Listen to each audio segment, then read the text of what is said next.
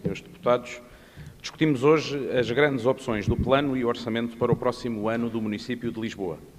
Este orçamento e este programa de governo da cidade resultam de uma maioria expressiva e clara resultante das últimas eleições autárquicas, o que confere absoluta legitimidade aos pressupostos em que assenta e aos desígnios que promove.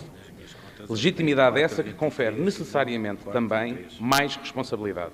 Responsabilidade na confiança atribuída pelo voto, mas responsabilidade na envolvência das forças políticas, também elas de representação legítima na defesa dos interesses da nossa cidade.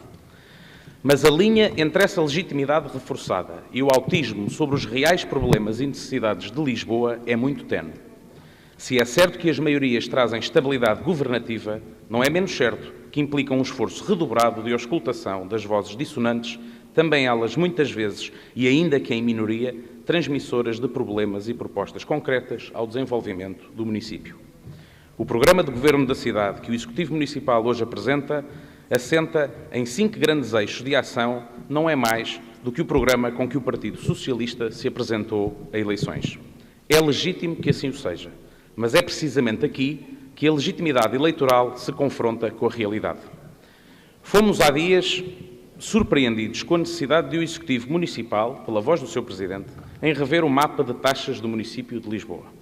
Sabemos que Lisboa, que o seu orçamento e que as suas receitas dependem quase em exclusivo da economia da cidade.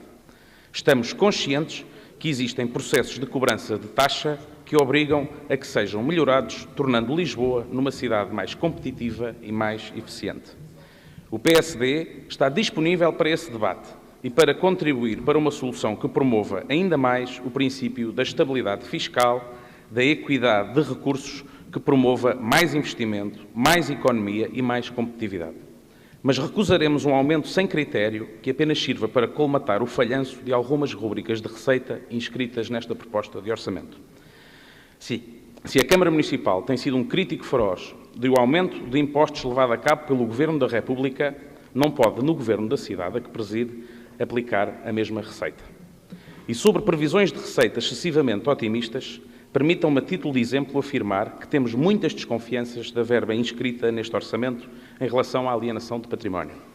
Duvidamos profundamente dos valores que nela são inscritos. 131 milhões de euros é um valor, no nosso entender, excessivamente otimista e contrário àquilo que o tempo passado nos tem demonstrado.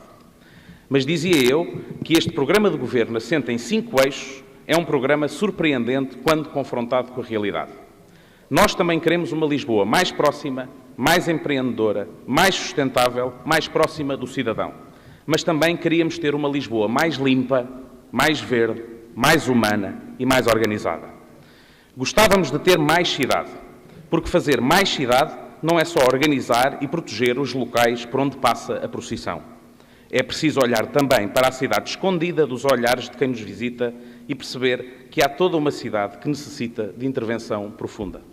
Fazer cidade é reabilitar e criar condições para que os jovens estudantes e as jovens famílias possam arrendar a preços competitivos, regressando à cidade que os viu nascer. Fazer cidade é apoiar ainda mais aqueles que infelizmente vivem na solidão, sem condições, cuja única família são os serviços municipais a que recorrem. Fazer cidade é criar dinâmicas culturais que nos elevem a um lugar de excelência e de referência na oferta de cultura e de lazer. Fazer cidade é, em articulação com as juntas de freguesia, os autarcas de proximidade por excelência, dar-lhes competência e recursos para que sejam eles também decisores de uma política integrada de desenvolvimento e de progresso. E a este respeito, Sra. Presidente, senhoras e senhores deputados, lamentamos a forma pouco precisa, pouco criteriosa e de caso a caso que o processo de transferência de competências tem estado a suscitar. Aliás, permita-me que a este respeito é com preocupação que assistimos a mais um anúncio de greve dos trabalhadores do município. Por isso, e porque queremos uma transição efetiva de competências para as juntas de freguesia, mas sobretudo uma transição integrada, abrangente, equitativa e planeada, proporei amanhã mesmo, em conferência de representantes e em nome do PSD, a criação de uma comissão eventual de acompanhamento à transferência de competências para as juntas de freguesia. Desafio, por isso, o partido maioritário desta Assembleia, o Partido Socialista, e todos os outros, para que, em conjunto, ajudemos o município a encontrar a melhor forma deste importante processo de transição. que se trave de imediato a pressa e que, em conjunto, trabalharemos numa solução. Sem o empenho e sem a responsabilidade de todas as forças políticas, este processo de transferência de competências não vai correr bem. É preciso que todos deem um contributo ativo nesta matéria.